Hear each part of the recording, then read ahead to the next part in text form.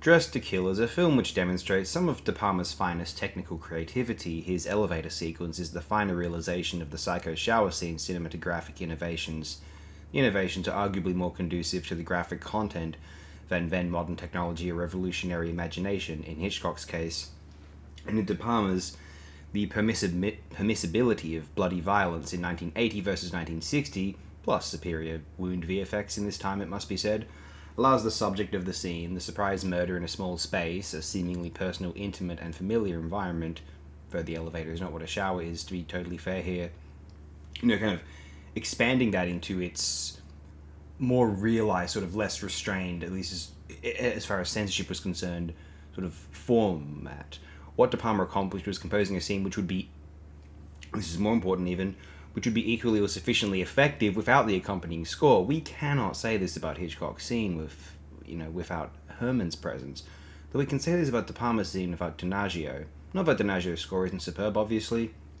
The shower scene without music is too much shock for its own sake. With music, it disguises the frenetic, potentially awkward, slightly edits, and announces the considered function of the scene within the context of the plot, psychologically, which is to say, a violent, rapturous atrocity, which the filmmaker agrees is mortifying. Without the score, it may have come across as Hitchcock was too much of a sadist, where an unsuspecting audience or possibly moralist film critics were concerned. Now, like Psycho, much more so than Psycho, Dressed to Kill has come under fire in the contemporary for its portrayal of transsexual individuals. Psycho's was more somewhat vague. Norman Bates was a cross-dresser with multiple personality disorder, whereas Dressed to Kill combines Psycho's animated multiple personality disorder with the crudely depicted, to put it quite mildly, then little researched or well considered, certainly not politely discussed, phenomena of gender dysphoria. In my own opinion, the need to go after an old movie does seem a bit backward or counterproductive, or at least a bit of a peculiar priority. It can come across as being done for effectively entertainment and not to spur feelings of self-righteousness, versus a frank, begrudging but necessary discussion about troubling norms in older popular entertainment. But then, so does all social media interaction, so this is not a particular shock, not at all. Dressed to Kill applied a sensitive topic as the gimmick in a murder mystery far more ignorantly and tastelessly than Hitchcock's Psycho had, and although I wasn't around in 1980, I would imagine that this was a subject which De Palma had an opportunity to be rather tactful toward contextually, versus Hitchcock's cultural environment of 1960, for instance. Or maybe he just didn't consider, De Palma, that it would be considered in any way incendiary, just the film's plot point. Or now we can consider that an aesthetic imagining of any kind, of any subject, violence, sexual aggression, particular groups as demonized antagonists, or even portrayal of certain political beliefs, does run the risk of inherently glorifying that subject. Making violence or fascistic behavior seem sexy, making certain historical figures seem like complicated, multifaceted tragedies versus predictable, contemptible thugs, or in this case, reinforcing certain prejudices which a majority of the population would likely prefer to move past now. This is sad, although it doesn't affect my appreciation of the film's cinematographic merits. The art gallery scene is one of my favourites in anyone's films. The two primary female performances are likely the best in any of De Palma's films, Angie Dickinson and Nancy Allen. Donaggio's aforementioned score is incredibly involving and regularly arresting.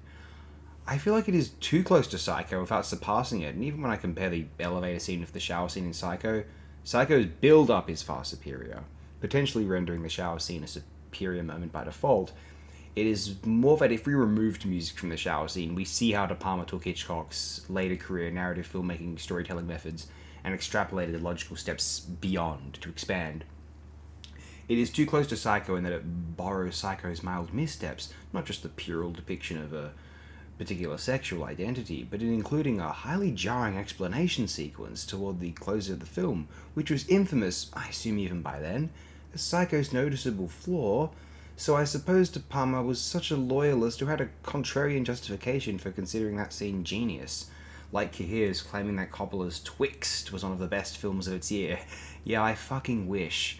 Dressed to Kill appears to be bundled with Blowout and Body Double as De Palma's early 80s thriller trilogy, three of his most passionately celebrated films, and I consider the latter two to be entirely superior, not just because of Dressed to Kill's aforementioned insensitivities, But due to the comparatively basic nature of its narrative events, Dressed to Kill borrows Psycho's relatively straightforward structure, without the enrapturing John Russell black and white cinematography, the onslaught of atmosphere all throughout the runtime, or the psychological textbook case study demonstration archetypal scaffolding, which had Psycho seeming particularly unique in hindsight.